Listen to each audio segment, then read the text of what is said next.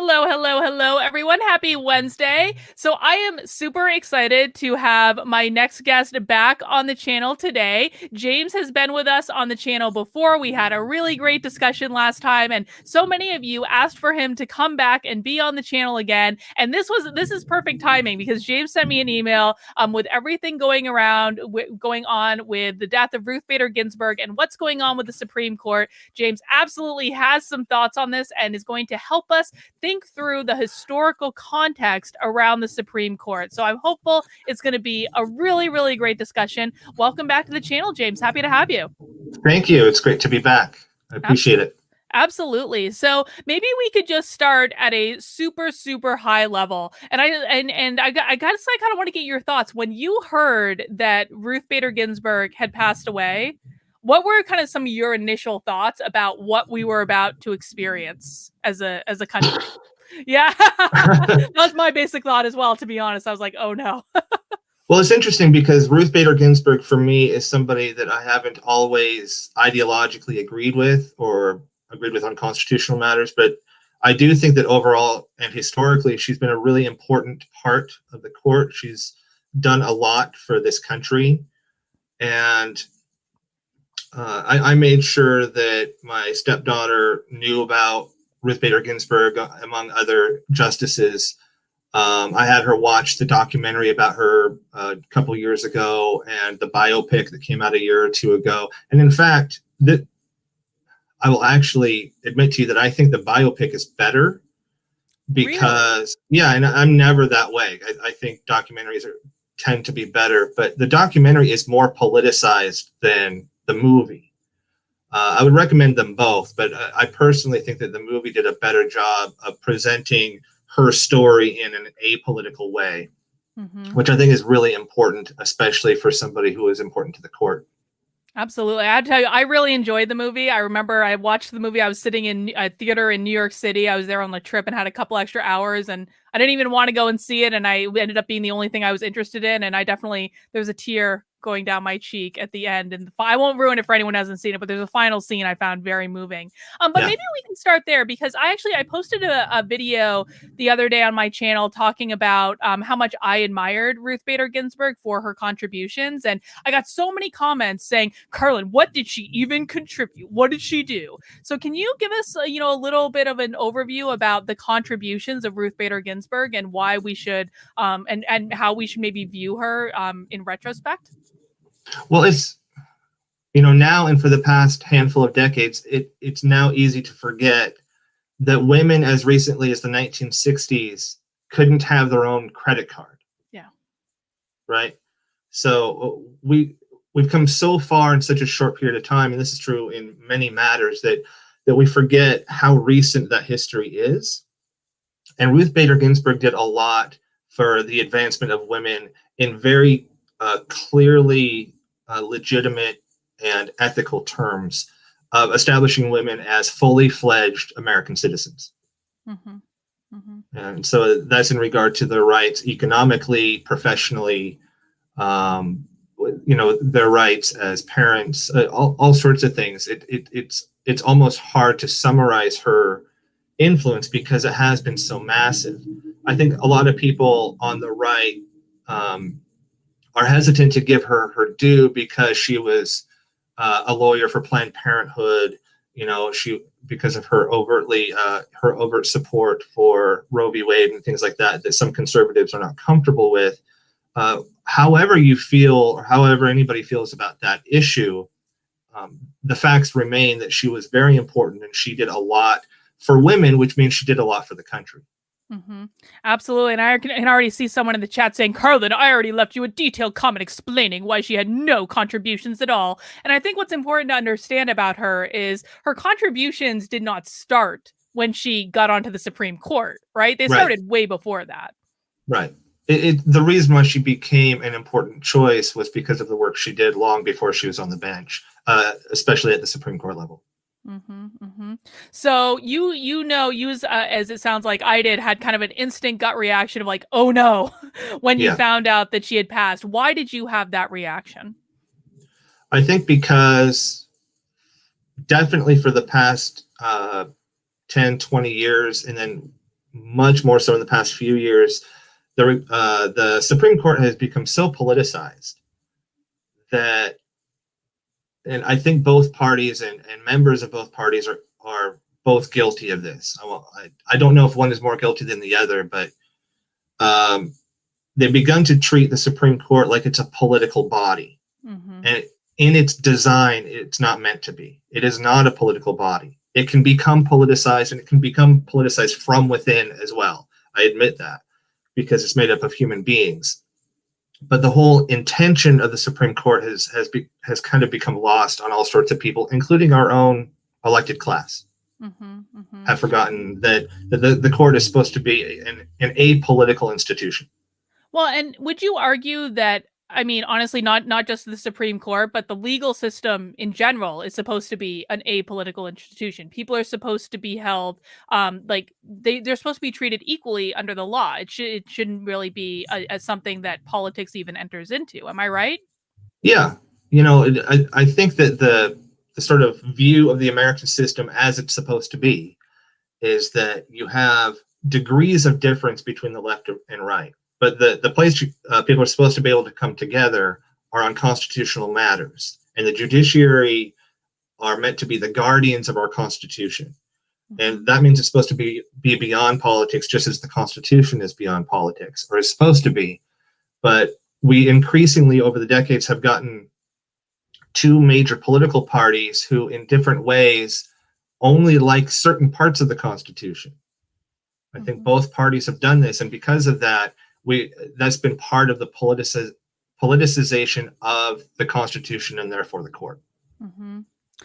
Jack Posobiec did a live stream on Periscope yesterday where he was talking about how he was talking about John Adams.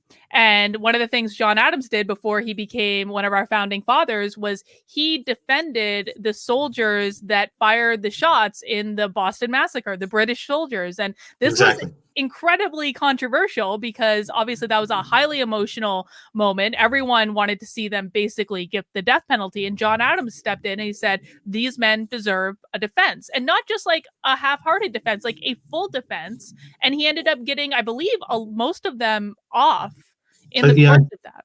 Right? Yeah, I think all but one were charged, and even that one charge was lessened from what it had been, is my understanding, in terms of the conviction.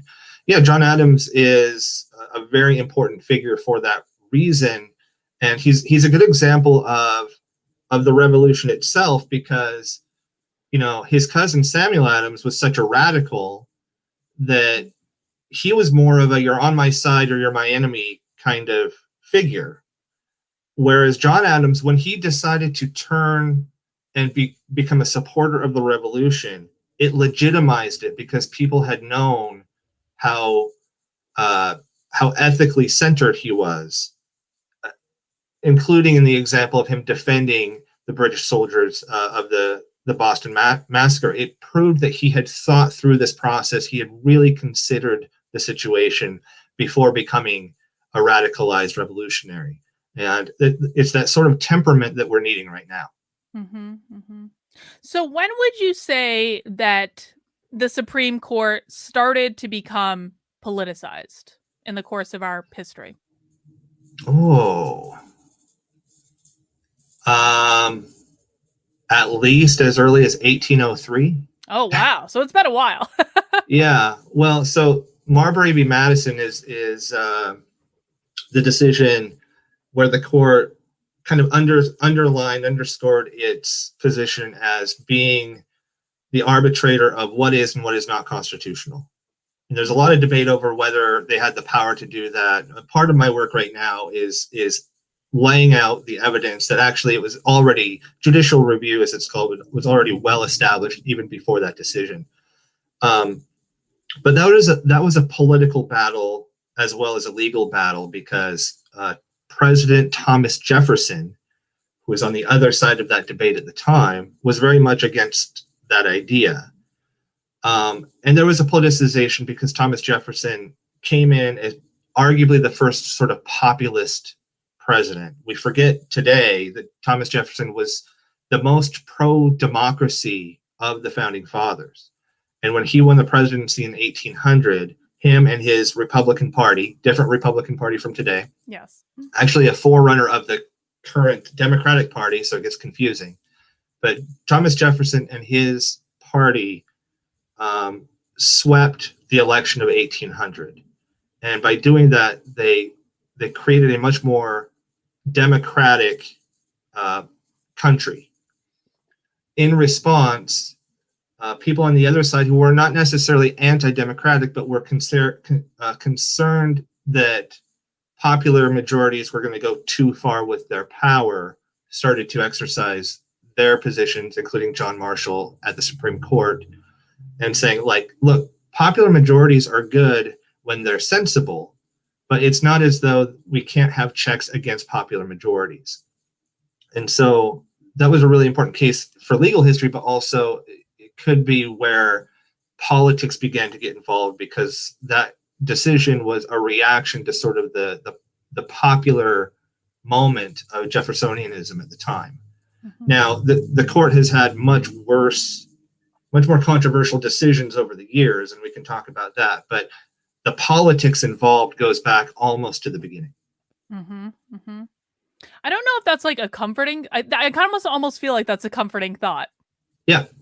Because I feel kind of is. Yeah. Sometimes it's easy to feel, especially with how crazy our world is right now, that this is like the ultra most crazy it's ever been, and it's so extreme. But when you start to put it in context, we can see patterns of this stuff happening throughout history, right?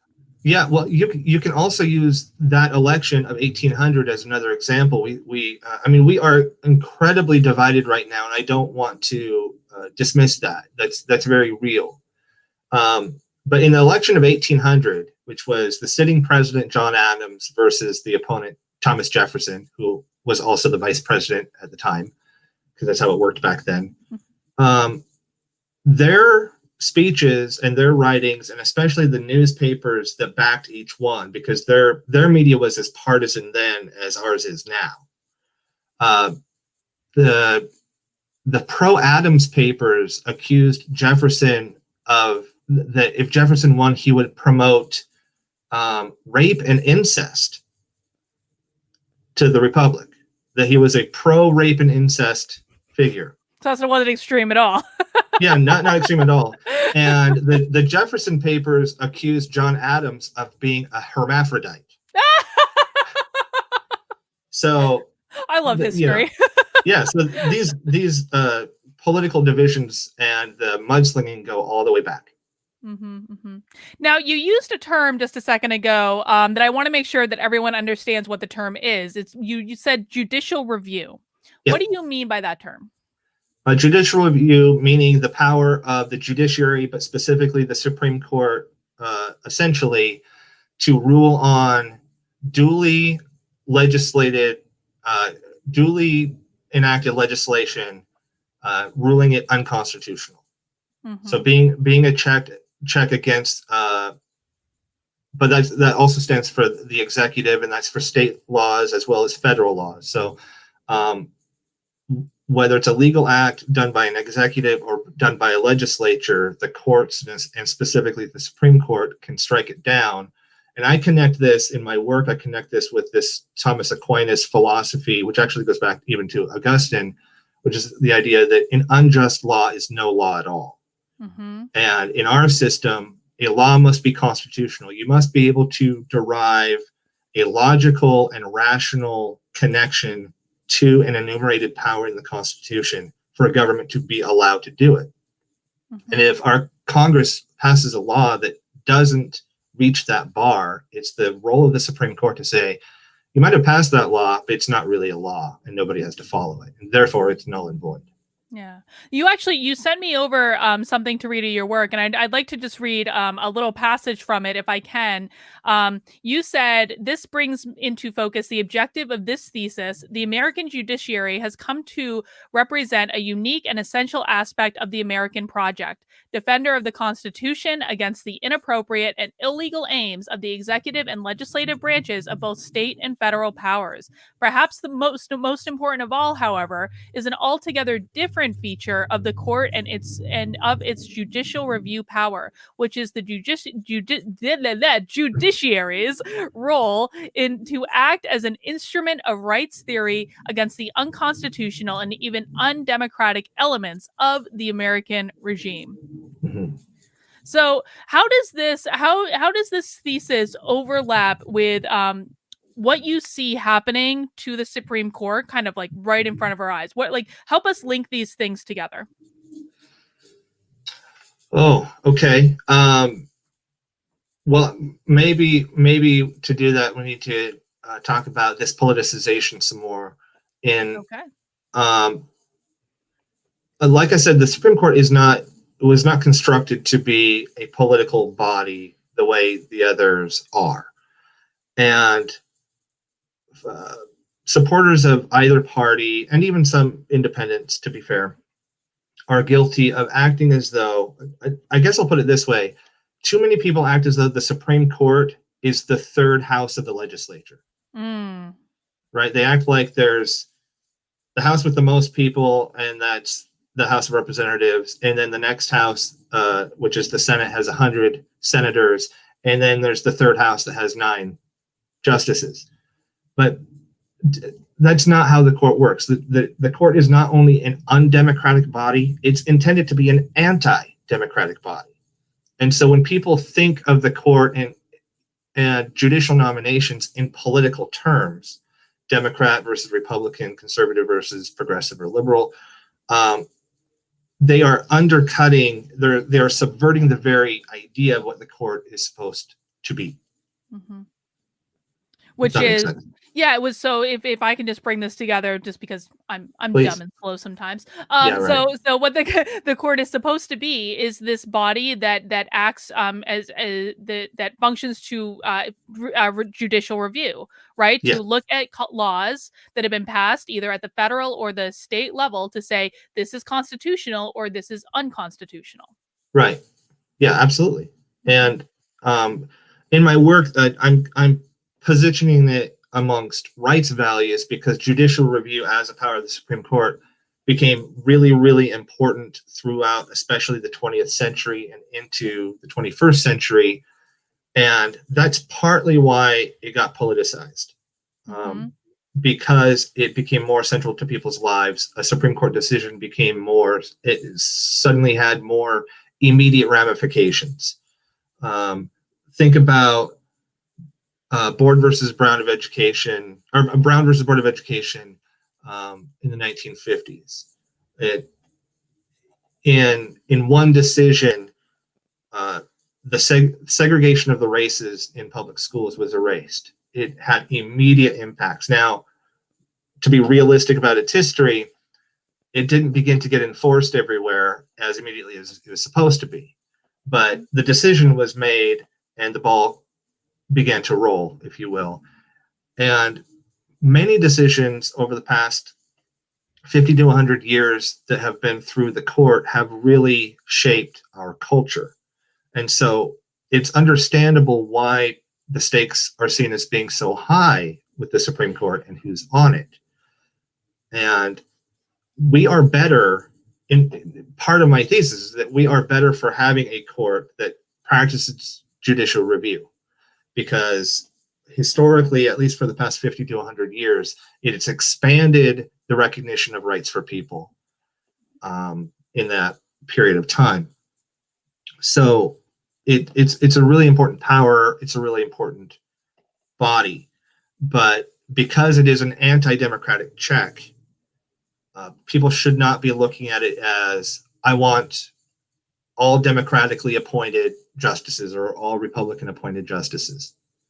And by the way, and we can talk more about this if you want, but to assume that a justice is appointed by a Republican so they're going to be conservative has not proven to be true. Yes. And the opposite also has not proven to be true. John Roberts, current Chief Justice, was appointed by George W. Bush. He upheld Obamacare to the horror of conservatives, across the nation. Earl Warren, governor of California, who became Chief Justice, appointed by Republican President Eisenhower, I believe, was thought that, you know, his jurisprudence was going to be conservative, and he ended up leading one of the most liberal courts in history, where a lot of progressive decisions ended up coming down. So this is also the problem with people thinking about the Supreme Court and Supreme Court nominees in these kind of political terms. They get on the bench, and because it's a lifetime appointment, and they're not being voted for ever again, and they're not voted in except by the Senate, they are designed to be disconnected from the politics. That's a good thing. Yeah. And now it can make that sort of, you know, the defying of expectations dangerous to what we might want. But, you know, I saw you nodding. You know what I'm talking about. You can't just know how somebody's going to rule because they were appointed by a Republican or a Democrat. It just doesn't work that way. Right. I mean, it seems to me that there would be such a freedom in that to be able to explore ideas and look at things in different ways that people who are elected to Congress or the presidency, they don't have that because one of their main objectives is going to be to win re-election again. So that's going to be constantly on their mind, where as Supreme Court justices, they don't have that. And so I guess would you say that the opposite of judicial review would be like a more activist judge? Do I have that right? Actually, that's a buzzword that I have a problem with. Okay. Is activist, because, and this is what's interesting about the idea of judicial review, is depending on the political era, it changes as to which party is against it. So in the early 20th century, of course. in the early 20th century, it was the progressives who were against the idea of judicial review, and basically from the progressive era through FDR, because the Supreme Court was constantly rejecting, you know, nullifying legislation that the progressives were wanting passed, and Supreme Court kept saying, you can't do this, it's not constitutional. But go to the 1960s through the 1980s, and progressives loved judicial review because the courts were making decisions that they liked. And so therefore, conservatives and Republicans hated judicial review, and that's largely where you started to hear the term judicial activism. And honestly, it doesn't matter who's saying it. Judicial activism is essentially a decision that somebody doesn't agree with. Now, there are certainly times when the Supreme Court has made a decision that I have personally not understood. How is that a constitutional ruling? And I might in some way think it's activism because they're pushing for a policy that can't be found in the Constitution. And I think that's what people mean. But it's used so loosely, and it's been used by Democrats and Republicans alike, that I don't think it's a term with much meaning. No, that's an incredibly fair point. So of the Supreme, and I may be asking questions that are kind of like outside. I don't know what your specific knowledge is on this stuff. So I'm just going to probe, because you're really smart and you know a lot of stuff. Would you say that that of the justices that are currently on the bench, do you think that they are or are not adhering to the philosophy of judicial review specifically as like their primary obligation? Meaning upholding the Constitution? Yeah. There's always cases that you disagree with, but I actually, you know, there are particular members of the court that I agree with more than others. But yeah, so there was an article I published last year for the Oregon Encyclopedia. It's just this short entry of this Supreme Court case called Maytal v. Tam. And it has to do with this Portland dance rock band, the Slants, and their case went all the way to the Supreme Court. I reached out to them when I was writing the article, and I was able to interview them for my podcast. They're a really interesting group of guys, but they're a group of Asian American musicians who called themselves the Slants. And they wanted to trademark their name, and the trademark office says, you can't, it's against the trademark administrative rules, which have the force of law, to trademark something that can be seen as disparaging to a group of people. Mm-hmm. So the Slants were being kept from trademarking their name because the Slants was supposedly disparaging against themselves. Okay. Gotcha. And so they had to challenge that, went all the way to the Supreme Court, and an 8-0 decision. Gorsuch had been nominated, I think had been appointed, but he hadn't been there to hear the case, so he didn't rule on it. But in a unanimous decision, the Supreme Court said, yeah, this is absurd. Of course, people have the right to trademark whatever name they want. And I completely applauded them for doing so. It's one of the reasons why I wanted to write that article. These things happen actually all the time. And it's one of those other things that people, look how outraged people are about the Supreme Court right now. How many of them have been paying attention to the Supreme Court cases over the past several years? I'm going to bet not a lot. No. Yeah. Yeah. I doubt many people know about the Maytal v. Tam case, but that was a clear free speech issue, and every member of the court, and Gorsuch would have ruled this way because we know that he's good 100%. On free speech. Yep. He would have ruled this way too if he could have. They all agreed that this was a violation of the First Amendment. They nullified an antiquated and completely unconstitutional administrative rule in the trademark law, and they did the right thing. And they were all in agreement about it. Mm-hmm. That just for the principle involved in that case, it should have been a bigger story. But we don't get news stories. The Supreme Court all agrees on something, right? It's always the divisive stuff that gets attention. Right, exactly. So so I want to talk specifically about what is going on with the process right now, with what Trump is doing, and kind of your perspective on this, because I think that this is something a lot of people are interested in. So essentially, my understanding of what has happened is that, obviously Ruth Bader Ginsburg died. I actually have a pretty simplistic view on what the roles and responsibilities of people are here, and maybe I'm too simplistic, but my layperson's perception is that it is the job of the President of the United States to nominate a replacement. It is the job of the Senate to vote on that replacement and either vote yes or no. Am I wrong? No, you're 1,000% correct. Why does this keep coming up? This came up with Merrick Garland. I'm sure it came up before then, where all of a sudden, depending on what side you're on, people are saying, no, Trump shouldn't be appointing a judge, or Obama doesn't have the ability to nominate someone in an election year. Where did all of this come from? Oh, okay. I can answer that. Where this all came from, and you might be aware of this already, and I'm saying this as somebody who's not partisan. I'm politically independent. I have issues with both parties. As do I. It actually began with Joe Biden. Do you know this story? Oh, I don't know this story. Tell me the story. In 92, I want to say it was, prior to the appointment of Clarence Thomas, it was an election year, and Senator Joe Biden said, we have a Republican president. We have a Democratic Senate. It's an election year.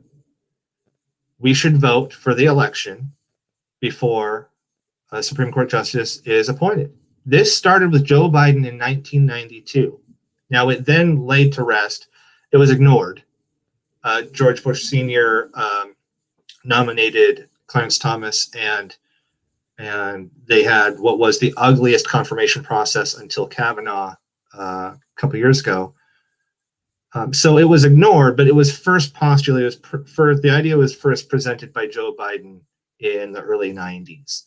And then it rested until 2016 when Mitch McConnell resurrected the idea of, and I don't know if it was, so in the past, if you're going to say that this time is different, that would be one of the key things, which was we should wait for an election when we're a year or less away, when we have what they call a divided government.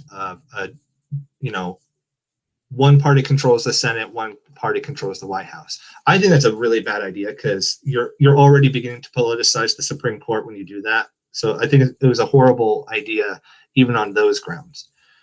But you're absolutely right. The Constitution is very simple. as soon as there's a vacancy, the president nominates somebody, and through advice and consent and ultimately a vote of the Senate, that nominee is either voted in or rejected. And it is that simple. Mm-hmm. And it's the politics that people are getting hung up on right now. It's the hypocrisy of both parties. It's the hypocrisy of the Republicans who made this an issue 4 years ago. And it's the, what the Republicans are saying now was what the Democrats were saying 4 years ago, and vice versa. Yep. So I can understand the Democrats' outrage with the hypocrisy of the Republicans, but the sort of natural manifestation is that they then too are being hypocrites. Yes. So the hypocrisy is full bore, it's across the board. And this is what happens when you politicize the Supreme Court process. Let's just not politicize it. Has nothing to do with, it shouldn't matter what party is in power of any of the branches. That's completely irrelevant, which is why you won't find that in the Constitution. Yeah, exactly. And this is the argument that I have been having with Republicans for the last several days, because they keep trying to tell me that that when the Senate decided to not even vote on Merrick Garland, they were not giving their consent. My position is that you could have had a vote and people could have voted no, and you Yes. still would have been doing your job. But by I not agree. voting at all, they did not do their job. Yeah, I completely agree with you. I was really sickened by what the Republican Senate did at that time. Well, for one, because it was just obvious it was going to come back to haunt them sooner than later for that reason. But also, it was just a clear, again, these things go round and round. The Democrats kind of cast themselves as being the constitutionalists in like the 60s through the 80s. And then during the height of the Iraq War, they did the same thing. And then in other times, it's the Republicans and the conservatives who cast themselves as the constitutionalists. And that includes in 2016. And I asked a lot of Republicans I know, how can you constitutionally defend this? You're supposed to be the constitutionalists, and you're subverting the constitutional process right now. And not when the election is 6 weeks away, but when it's a year away. Yeah. And I think the reason that they did that is because they knew that if Merrick Garland had come up for a vote, enough Republican senators would have voted yes because he was eminently qualified, right? Yeah. And can we just briefly talk about the nomination process? Please. As well? Yeah, because I don't know if this is very well known. Did you know that there weren't really judicial hearings? So there's the nomination and there's the vote. And in between, we have the judiciary hearings, right? Mm-hmm. You know when those began? When? With the advent of television. Of course they did. Of course they did. Mm-hmm. I'm not saying there were no hearings, but they were generally behind closed doors. I mean, there was a written record, so it was of public knowledge. But it's kind of similar history with the State of the Union address. Okay, President Washington and President Adams both gave a speech for their State of the Union, but from Thomas Jefferson forward, there was no speech. There was no State of the Union speech because Thomas Jefferson hated public speaking. He thought all of his sort of thoughts should be transmitted through the written word, and he just didn't like it. And so he would just write his State of the Union address and send it to the Congress, and it'd become public record. And that was actually how it was for a century. And then in the early 20th century, right around the time we begin to have motion picture, Woodrow Wilson brings back the idea of giving a State of the Union address. Now, I think a State of the Union address is probably a good thing for the Republic, since we do have audio and video. But it's similar to this Supreme Court hearings that there may be some good that comes out of it, but you can tell that the fact that these hearings became a thing with the advent of television, you suddenly realize that there's grandstanding involved in the motivation. Mm-hmm. Absolutely, absolutely. And I just want to take a quick pause here because there's something going on in the chat I want to address. But guys, before we do that, if you're enjoying this video, please give it a thumbs up. Let YouTube know you're enjoying it. I always enjoy James's thoughts. I think he's super, super insightful on a lot of things. Jody, you got banned in the chat because you were directly insulting me. If you don't directly insult me, you're not going to get banned in the chat. That is the rule, man. This is my chat. This is my house. You are a guest in it. Behave yourself and you won't get banned. All right, back to our regularly scheduled program. That reminds me. Can I ask you about something? Sure. I watched your, I think it was your just immediate thoughts that you did on video when you heard the news about Ginsburg, Yes. about her death. And I know that it wasn't, I think you made very clear in your video that it was a rant, that it wasn't planned. You were just kind of getting your thoughts out and organizing your ideas. So I understand that. But you did say something that kind of caught my attention. I wanted to ask you,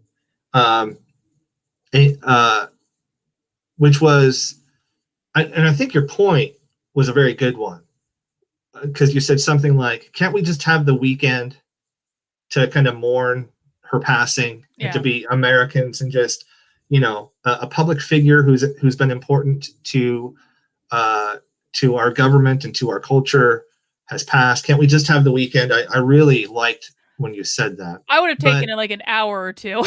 Right. Okay. But you said, but then you went on Twitter and you couldn't believe, all of the toxicity. My word, not yours, but that you weren't a fan of what you were saying. And to me, it's kind of like, what do you expect from a pig but a grunt? It's but yeah. I don't bother with social media generally to begin with, but what did you expect to see, or let's put it in the most ideal way possible, what did you want to see on Twitter? Because to me that was not surprising at all, that you're not going to find high-minded discourse. No, and I would agree with you. I was not remotely surprised. In fact, that was one of the reasons that when I found out about her death, I was like, oh my God, this is going to be an absolute nightmare. People are going to be losing it. I guess I should distinguish between, and I appreciate the question and the opportunity to address it. I distinguish sometimes between what I expect will happen and what I think should happen if people were living up to frankly the ideals of America. And those are two very different things. Now, what I expected to happen was exactly what happened, which is, we'll take to my microphone. Sorry, guys. We'll take Chuck Schumer, for instance. Chuck Schumer, before he even said anything to honor the life of Ruth Bader Ginsburg, tweeted something political about Republicans or Trump not filling the seat. I don't remember exactly the words, but his first comment was entirely political. And then on the flip, and that was basically, I mean, that was what was going on the left. Is everyone was losing their mind, like, oh, Trump can't do it. 2016, Merrick Garland, all this stuff. And then on the right, you have people, I mean, blatantly demonstrating hypocrisy if they agreed with what happened in 2016, saying, fill the seat, fill the seat, fill the seat. And I was just like, you know what? Like, I don't know how we can possibly heal the division in our country in any tangible way if people can't just take a minute and say, you know what? I may not have agreed with her, but she made a contribution to America. And that is something to be respected. She lived a life of service. I mean, I think, being on the Supreme Court it's a service, right?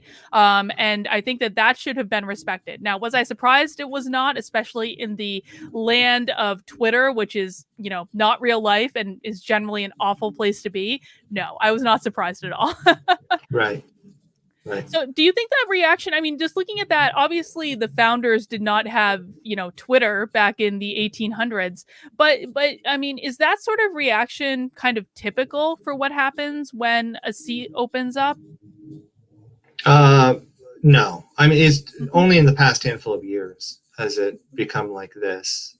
It's what I will say to people who are, this is to people on both sides, if you will, as well, that if you're not respecting the process, and the process is the constitutional process that you mentioned, the president, nominate somebody and that person is voted up or down by the Senate. Everything else is a disrespect to the process. Yeah. And it's the left generally over the past several years who have shown themselves to not care about the process, who've wanted to subvert things like the presumption of innocence and to subvert due process. Don't become like the people that you have condemned by not giving respect to this process. Mm-hmm. And that's what I'm saying. And it's Democrats and Republicans, maybe some are more hypocrites right now than others, but it all comes out of this politics before process. And that's the problem right now. Mm-hmm. Mm-hmm.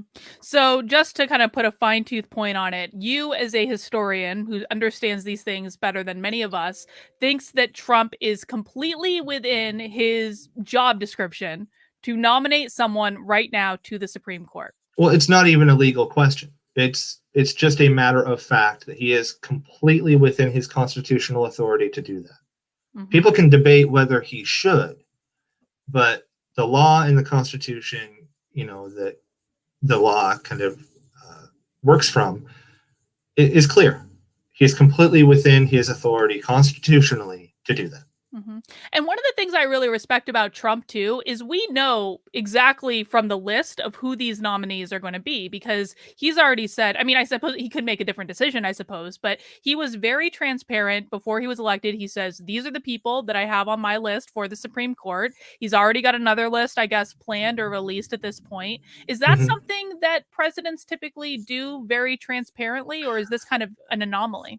That was maybe his smartest innovation in 2016. I think it's why a lot of people who wouldn't have otherwise voted for him did in 2016, was because of his position on who he was going to nominate for the Supreme Court. I think in some ways conservatives in that way had more the long game in mind than maybe some Democrats did. Yeah, to my knowledge, no other presidential nominee had done that.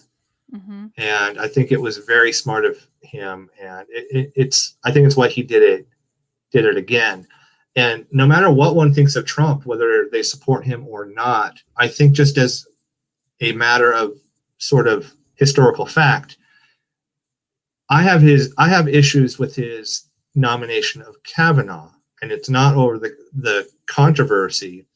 In fact, my problem with the whole Kavanaugh hearings was that I thought there were completely legitimate legal reasons to reject Kavanaugh, and the Democrats didn't go that way, because those reasons would have been that he's too okay with sort of overwrought executive power. He proved himself to be way too cozy with aspects of the Patriot Act and things like that. And those would have been really legitimate ways to go after Kavanaugh, because it would have been on constitutional matters.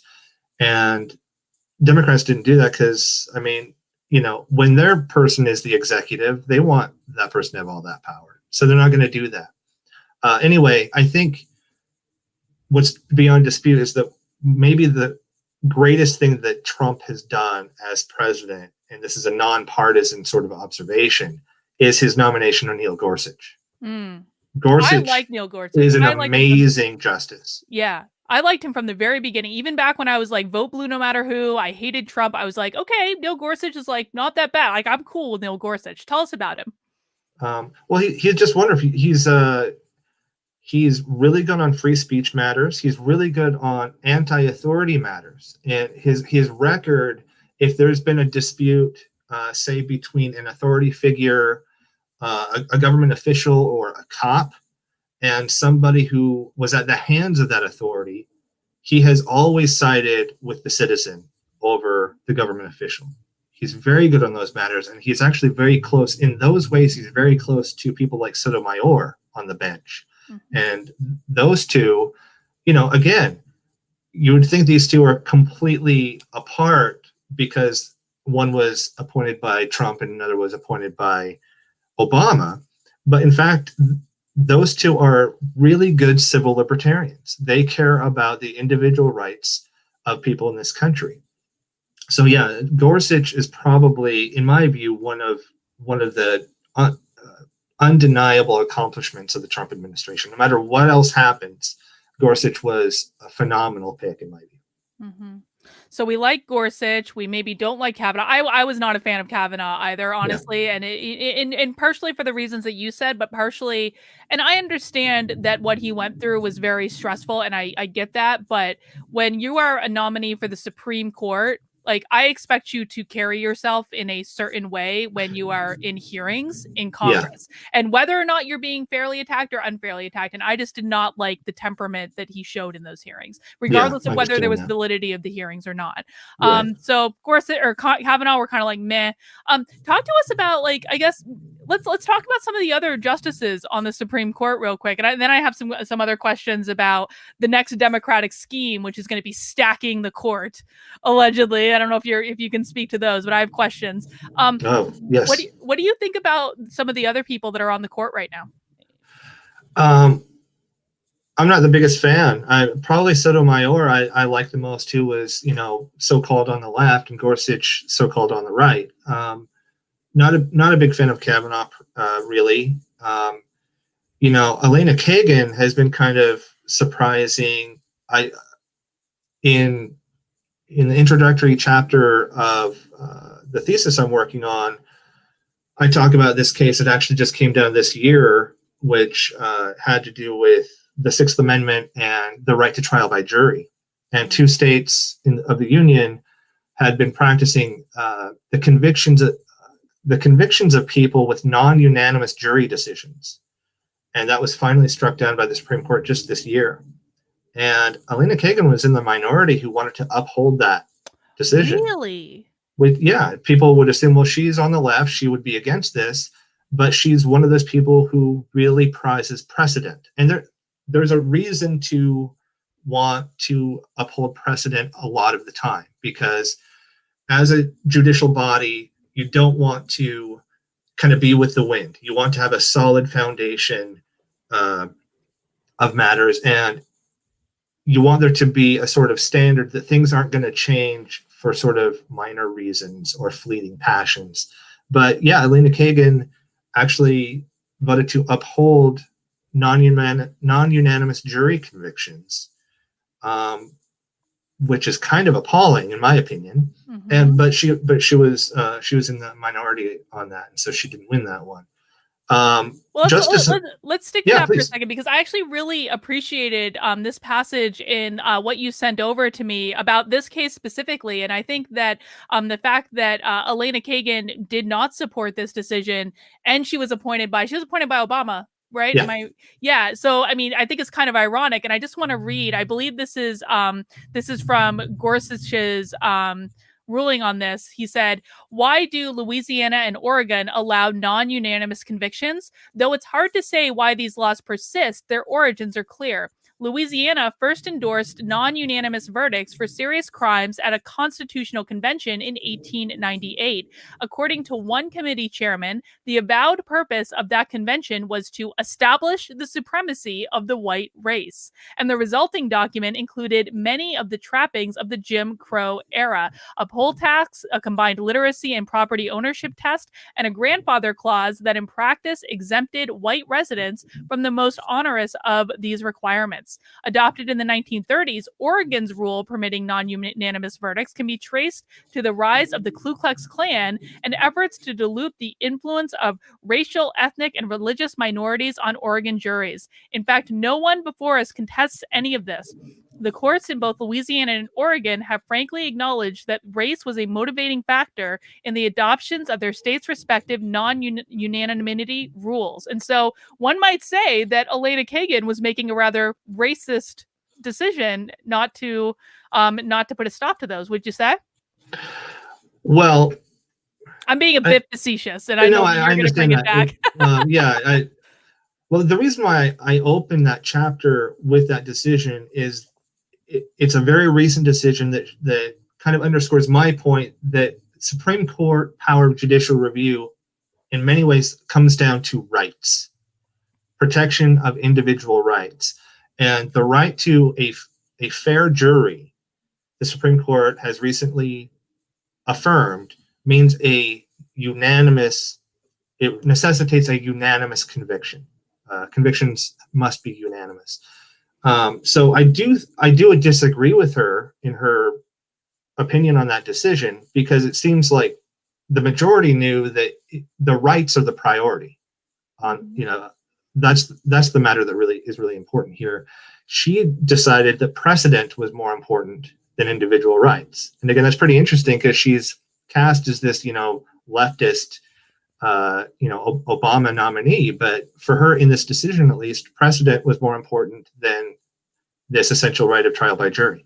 Mm-hmm. So interesting. It's so interesting the way this always works out. And it's like, this, again, like you said, this is not something that really ever gets reported on in the press when stuff like this happens. So what do you think of some of the other justices? We talked about Gorsuch, Kavanaugh, Sotomayor, Kagan. Yeah. So honestly, I'm not a fan of Alito. Mm-hmm. He just rubs me the wrong way, to be honest with you. I always forget about Alito. Yeah. But in that decision I mentioned earlier, Maytel v. Tam, the trademark free speech case with the band The Slants, he was the one who wrote the decision, and it is wonderful to read. It's an amazing decision. And my opinion of him was raised quite a bit. At one point, he's criticizing what was called the disparagement clause of the Lanham Act, which was the relevant, disparagement rule in the trademark case. And he said, this is not a disparagement clause. It's a happy talk clause. You're punishing people for trademarking things that aren't nice. And, that's ridiculous. And I really admired that he did that. So overall, his jurisprudence is probably far too conservative for me. But I think he has really proven himself to be very thoughtful, and certainly to be good on at least certain free speech cases. So I thought that was noteworthy. Justice Breyer is probably now the oldest on the bench. He's been there. He was a Clinton nominee, I'm quite certain. And he's very left of center. I used to think more of him, but over time he has said things about that. In fact, similar to Ruth Bader Ginsburg, that he would not look to our Constitution for the sort of legal wisdom. He would look at the UN, whatever it is, the Proclamation of Human Rights, or I'm mistitling it, but you know what I'm talking about. Yeah. Both he and Ginsburg have said that they would actually look at different sort of principles rather than the U.S. Constitution for the wisdom in certain cases. And I saw that as kind of in a violation of their duty in that role. I was just going to ask, so like if a Supreme Court justice is actually saying, I am not going to look at the Constitution to consider different rulings, isn't that the entire job? Yeah. That's why I wasn't a fan. My thinking of him and of her, because I heard them both say things like that, really decreased quite a bit. But as far as Ruth Bader Ginsburg, one of the things I disagreed with her on, and I know that she was really tied up with identity politics and all of that, and that's why she said what she said. And she also said what she said because of the history of white men being predominantly the people on the bench. I get that, but at one point she was asked, when will she think that equality and diversity have been achieved at the Supreme Court? And she said, when it's all women. Yeah. And it's like, okay, I get what you're doing, but that's its own form of kind of politicizing that body. Mm-hmm. Mm-hmm. So what do you think of Thomas? Thomas is interesting, because of his hearing process. He's cast as this really controversial figure because of what he was accused of. If you're going just purely by his legal reasoning, which is what I'm going to go by, he's actually quite amazing. He's actually quite good. He goes too conservative. There was one really, I can't remember what case it was, but at one point he said that there's no protection of privacy in the Constitution, and I found that disturbing. That's a bit much. Yeah, it's just not true. but but overall, I think he's been quite good. He's been rather surprising. When Scalia was still around, a lot of the times when I wasn't happy with what Scalia had decided, I did like what Thomas had to say. But he's generally not asked many questions during Supreme Court hearings. That's what he's been known for, is to give his opinions, but he doesn't generally ask questions of the attorneys, which kind of implies a lack of curiosity. Mm-hmm. I don't know if that's true or not, but one might derive that. And then Roberts apparently has turned out to be more to the left than he was expected to be, given. Mm-hmm.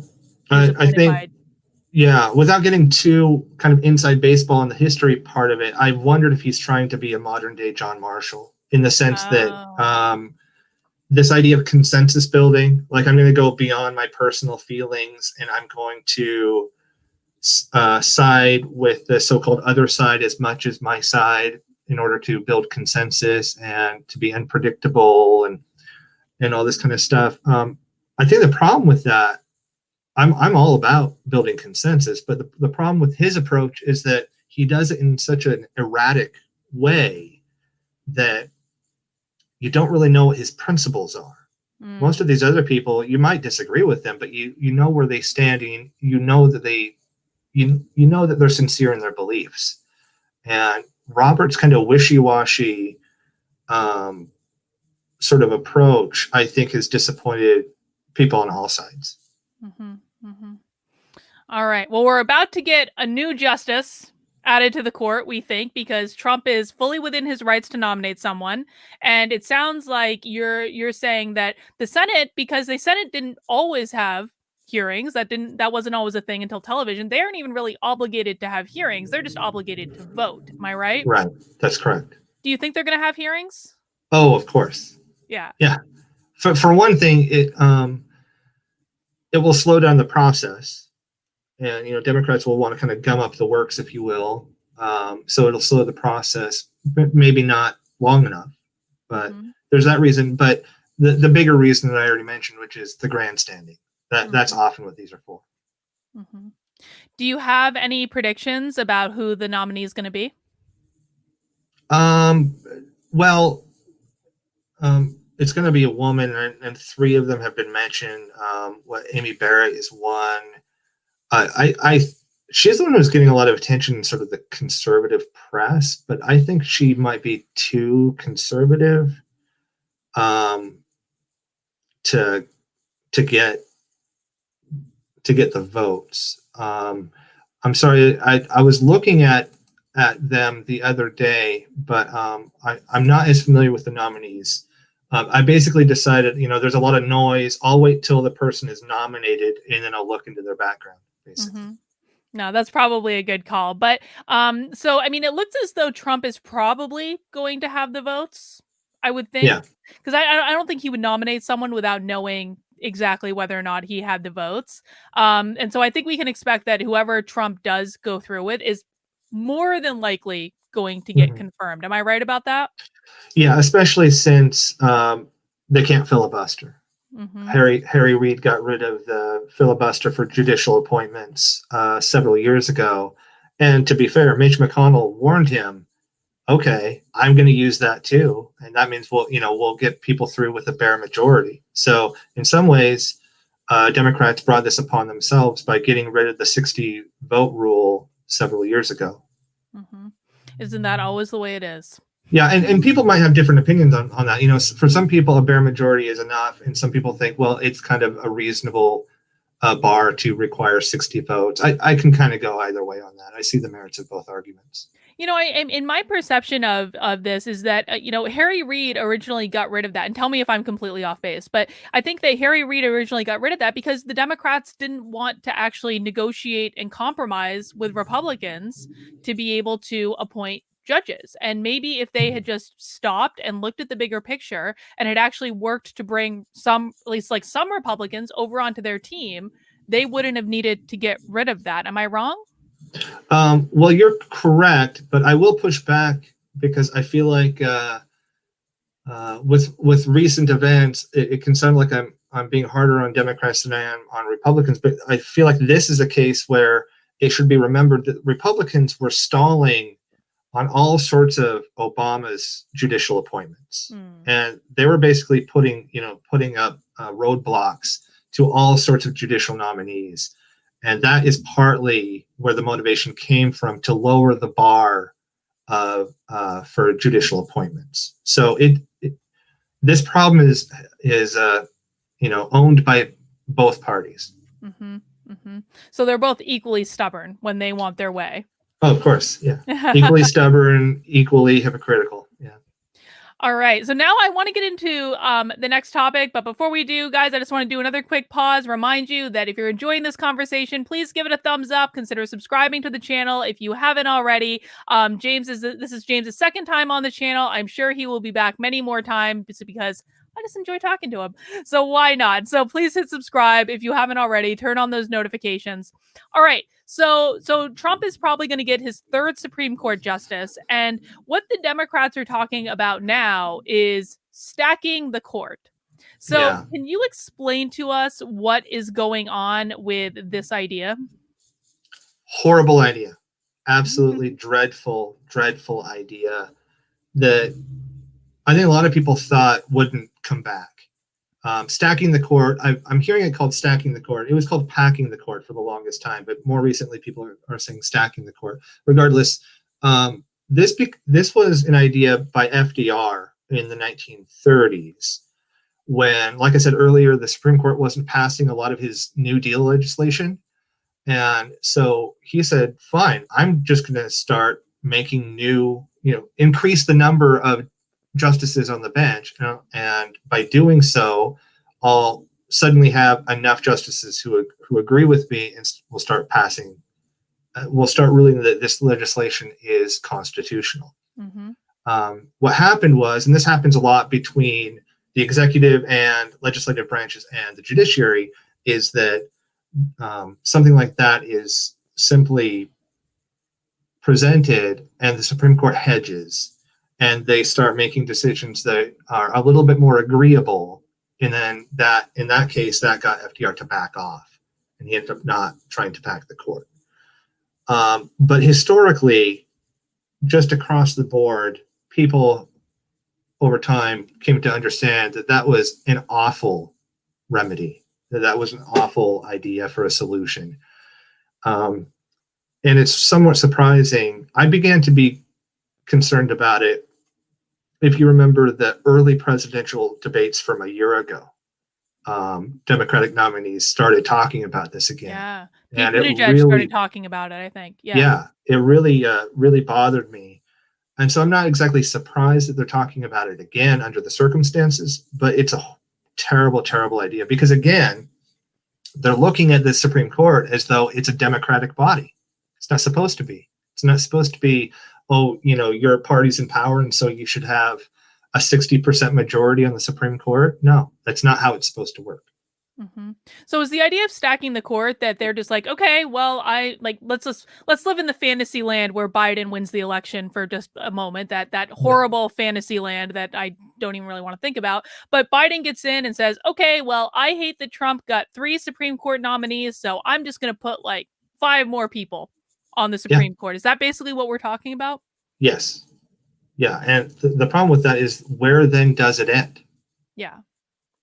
How soon is it going to be that we have a 50-member Supreme Court, bench? That's ridiculous. Yeah. It's completely absurd. Well, and the other thing too is let's just say Trump wins for a second. Mm-hmm. It's not as though it's a secret that the Democrats have been talking about stacking the Supreme Court or packing the court, whichever one. So why wouldn't the Republicans just come in and preemptively say, all right, Democrats, we're going to outdo you. We're going to put all our people on the Supreme Court. And then maybe a Democrat wins, after, inevitably sometime in the future, I'm sure another Democrat will win at some point. And they say, aha, we see your stacking of the court and we raise your stacking of the court. And it just keeps going back and forth ad nauseum forever.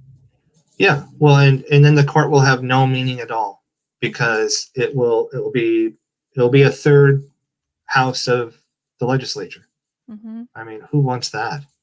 You know? What would happen?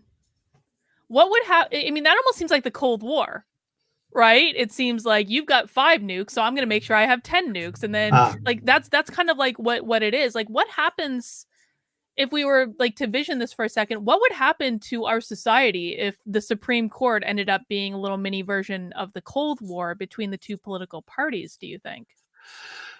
Well, I feel like this issue gets right to the point that I'm always talking about, because I can be kind of vocally critical of democracy. And that's not because I'm against democracy, but it's a function that has sort of a limited parameter of legitimacy. Mm-hmm. And the problem is by packing the court in either direction. And if one does it, the other will do it. You know, that's just bound to happen.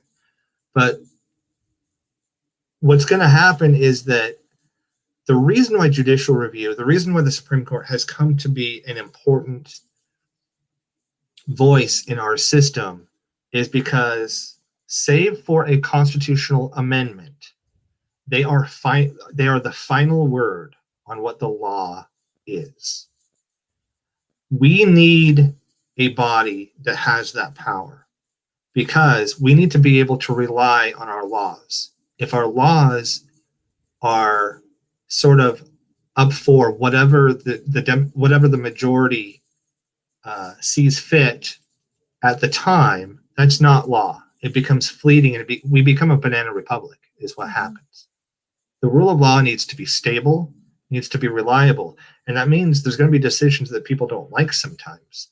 And if something is especially egregious, let's use probably the worst Supreme Court decision of all time, Dred Scott, Mm-hmm. which basically established slavery as a right, which just unbelievably awful. And this decision that said not just the state, but the federal government cannot stop it. This was a handful of years before the Civil War. Well, it actually wasn't the Civil War itself that got rid of that idea.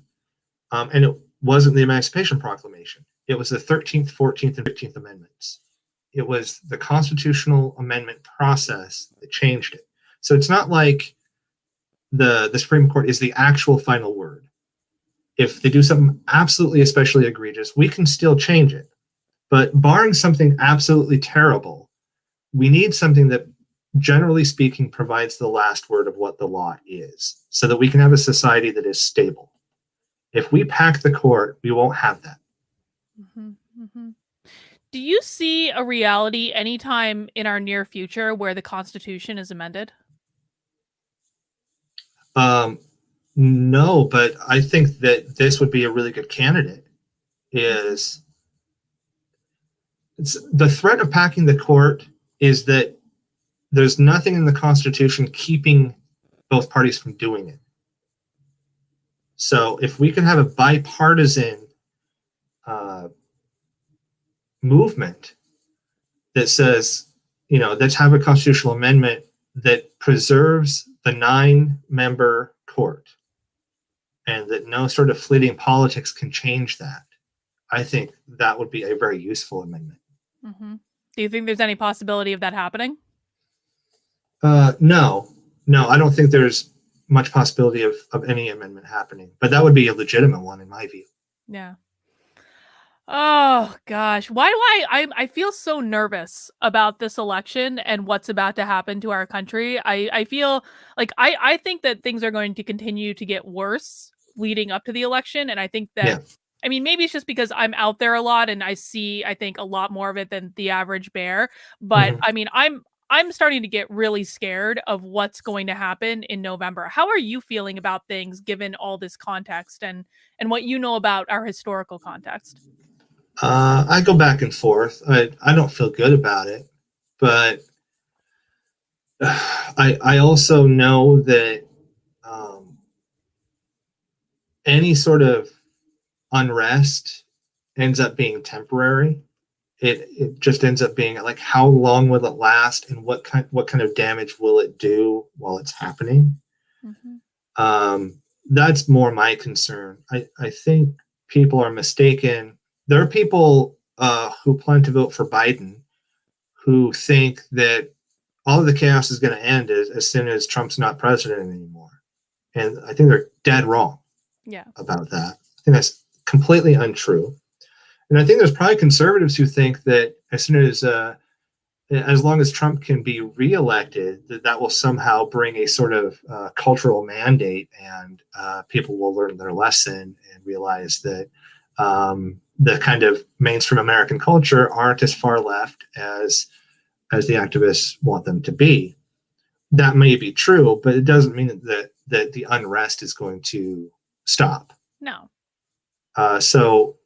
But these two ways of looking at things is part of the problem.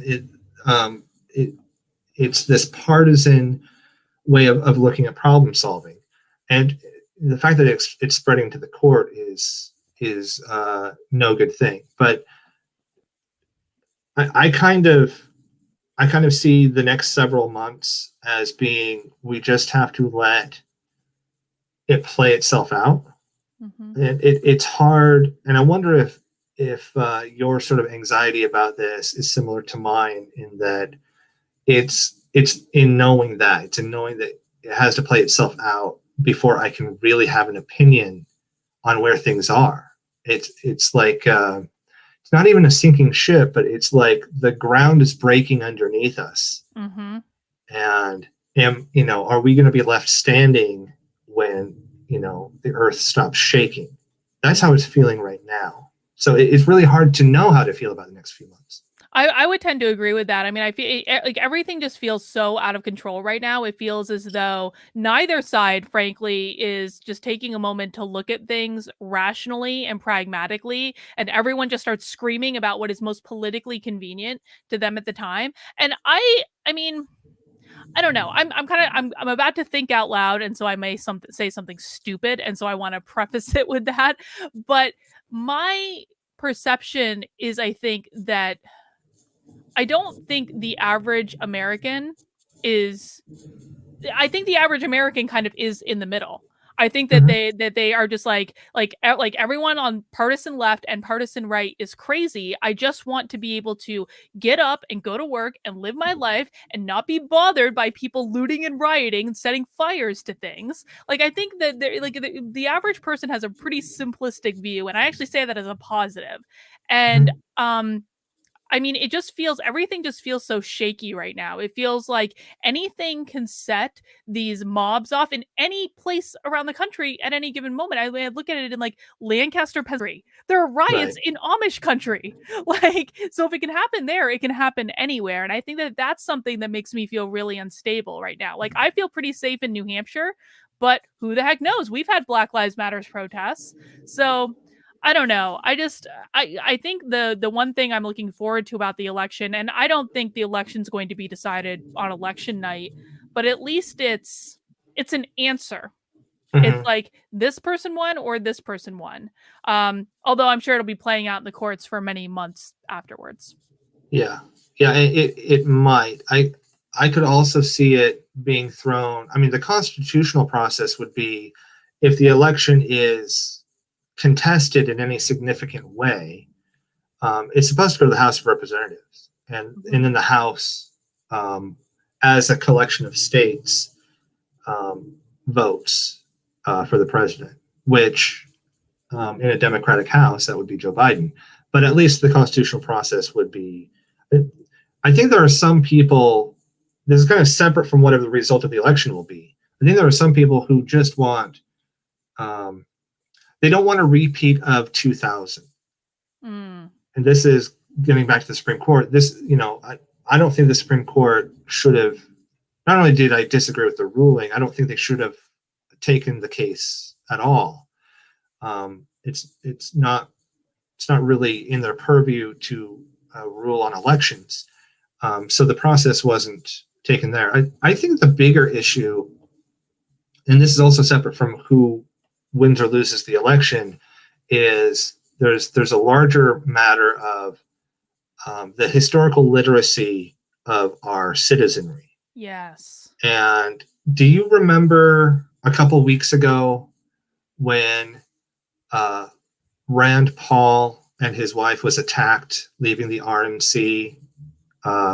They were mobbed by protesters, Mm-hmm. and they were shouting at him, say her name, right? Yep. And the irony there, of course, is that Rand Paul has written legislation to get rid of no-knock raids. Right. And he's been actually a friend of the citizen against undue force by police for as long as he's been a senator. And these people protesting at him don't know that. Right. Isn't Breonna Taylor's name literally on the bill that he wrote? It's the Breonna Taylor bill. Yeah, exactly right. Mm-hmm. Yeah. And that's my concern. And okay, so I almost talked to you about this before we went live. I'm glad I waited. Yeah.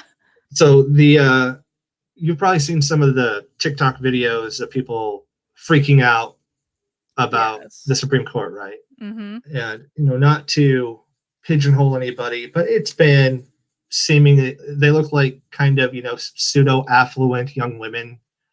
They're all rich white girls. So I can't help but wonder, how good is their constitutional knowledge? I don't think it exists, to be honest. Right. So I say this as somebody who's very sort of socially libertarian. I very much believe that people should be able to live the life they want to live, and that consenting adults can do, generally speaking, whatever they want. But that doesn't mean that it's a good idea to have an atomized culture. We need to be able to live with each other and respect each other. And to do that, if nothing else, we need to have a general agreement and understanding of what republic we live in. Mm-hmm. And it's absolutely crazy to me that somebody can be a college graduate in this country and have no knowledge of our constitutional process whatsoever. Oh, I think it's even worse than that. And I'm gonna pull something up that I posted on Twitter earlier today. These are or I posted it last night rather. But what I'm going to show you is slides that I got from a high school in Las Vegas. I actually posted a video about it earlier today on the channel. These were sent to me by a mother who is very concerned about what her son is being forced to learn. This is required to graduate from this high school. And there's one specific that I'm going to pull up. Hang on, almost there. Application window, there it is. And so what this slide says is essentially it's talking about the different institutions that exist in America. And if we go down to governmental here, so what the kids in this high school are literally learning is that the government promotes stereotypes and prejudices and normalizes it, and that law enforcement, and who runs the country is a function of white supremacy. That's essentially, if you look at all the slides in context, that is exactly what these kids are being taught. And this is happening in a real life high school, required to graduate in this course. The mother cannot pull her kid out of this course. I've actually got a letter from the executive director completely standing behind it. And I see stuff like this all the time. And this terrifies me because, I mean, when I was in, I'm gonna totally sound like when I was in school, I had to walk uphill in the snow both ways. But when I was in the school, I actually learned I had to read the Constitution. I had to understand the Constitution. I learned very early on. I remember very lucidly when I was 13, 14 years old, I understood the importance of the First Amendment and the idea of a slippery slope and individual liberties and all that stuff. And did I have an advanced constitutional knowledge? Of course not, but it was taught. I'm worried that this stuff is not even being taught in school right now because it's being replaced with curriculum that is teaching people that America is fundamentally a racist, horrible place.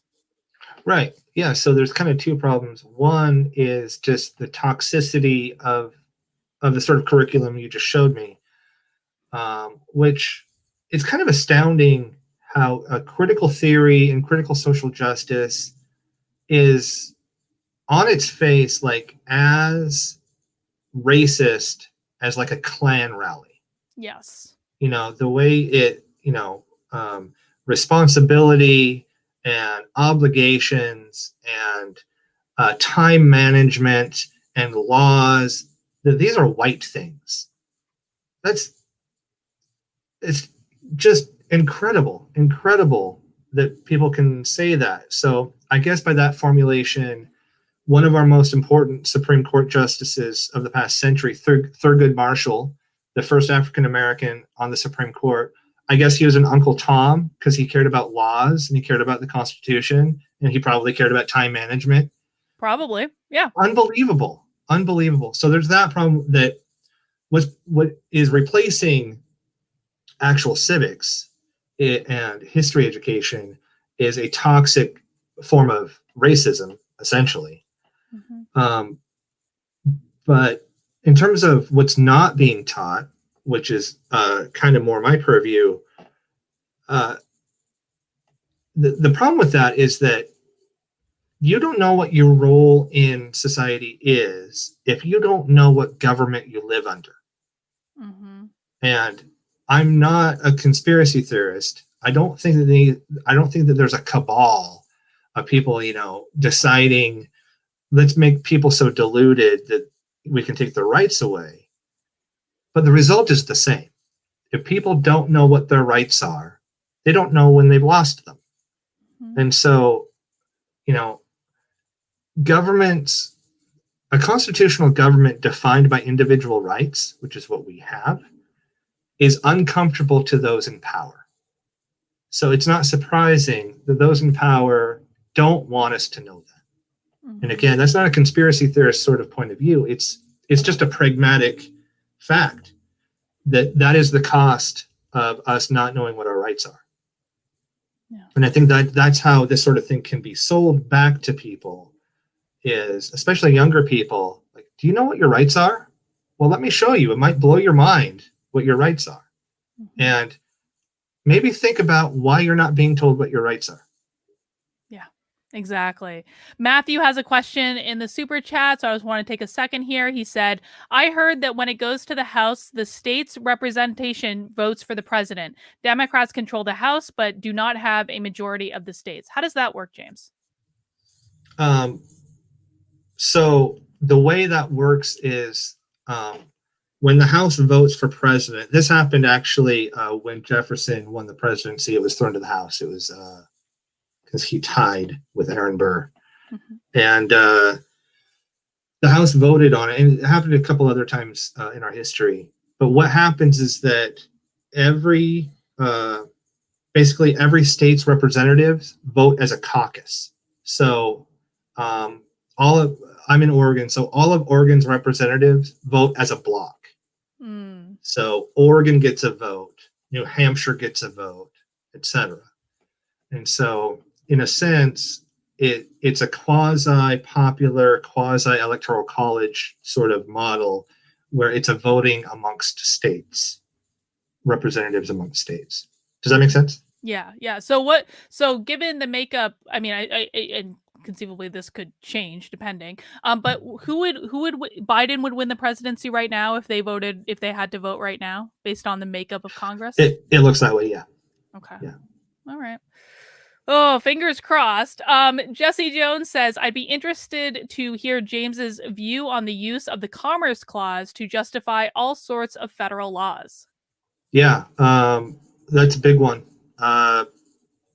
Just in the early 20th century, the Commerce Clause started to be used as a sort of doorway in which the federal government used to start regulating all sorts of things. And that's a really good point. The Commerce Clause has been used egregiously many times, but it should also be remembered that starting about 20-something years ago, mid-90s or so, there began to be some pushback. So for the better part of a century, the Commerce Clause was used to expand federal regulations, for example. But there was a case in 95, I think it was, where they tried to use the Commerce Clause to impose a gun control law on public schools. Now, one can agree with certain aspects of gun control or not. That's not really the issue. But the Supreme Court looked at this as like, what does the Commerce Clause have to do with whether or not people can have guns near or on a public school. And they threw it out. And from there forward, there began to be a, slight but significant, if that makes sense, pushback against the Commerce Clause that for the first time starting about 25 years ago, the Supreme Court started checking the legislature and be like, okay, you're not going to be allowed to use the Commerce Clause for everything anymore. And that's continued to happen. All right. Is there anything else that we should touch on today that we haven't hit on yet? Wow, I guess not. I guess we've covered quite a bit, haven't we? We have. We've had a good 90-minute chat, and I appreciate you coming on. And as always, guys, if you enjoyed our chat here today, please give it a thumbs up, and to thank James for coming on and explaining lots of different aspects to us. I really appreciate it. If you guys want to connect with James, all of his information is in the description of the video below, so please reach out if you have any additional questions or want to connect with him. James, what is the best way? Is there anything you want to highlight specifically? Historykillers.com. Yeah. They can contact me directly through that, and they can subscribe to the newsletter. And there's all sorts of essays and articles that I've written, history related and otherwise. So historykillers.com.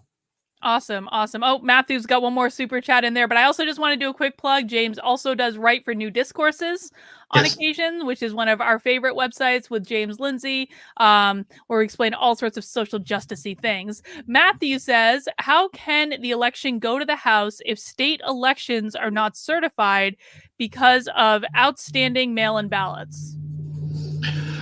Tricky question, but I think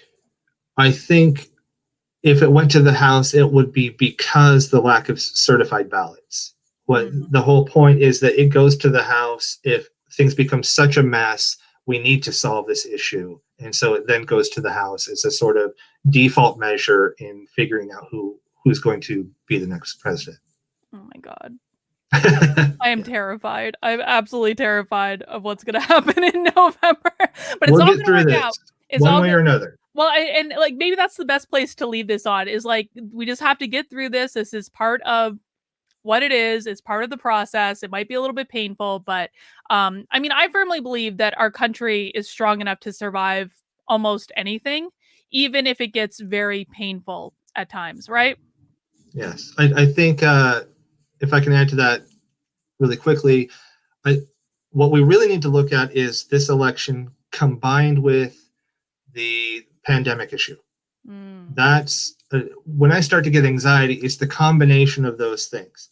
So in terms of the Supreme Court, why having a court that is nonpartisan and just makes proper constitutional decisions is that when it hasn't, there's been really egregious results, including in the 20th century.